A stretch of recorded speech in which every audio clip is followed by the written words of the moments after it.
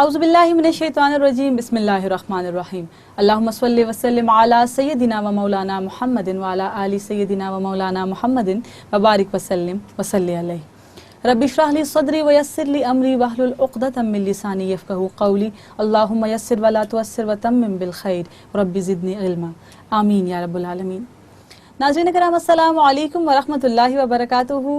रमज़ान के ख़ुसूसी प्रोग्राम नूरे रमज़ान के साथ आपकी मेज़बान सलमा ख़ान 2 रमज़ानुल मुबारक की इस नशिस्त में आपका खैर मकदम करती है।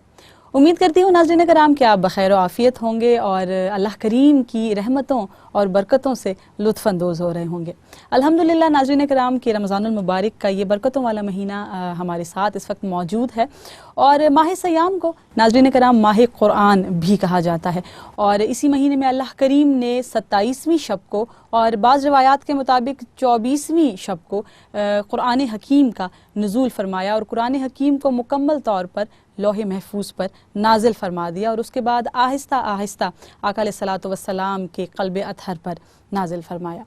रमज़ानुल मुबारक वो महीना जिसमें जन्नत के दरवाज़े खोल दिए जाते हैं और दोज़ख के दर बंद कर दिए जाते हैं। तो नाज़रीन करम हम पर लाजिम है कि इस महीने की बरकतों को हम ज़्यादा से ज़्यादा लूटने की कोशिश करें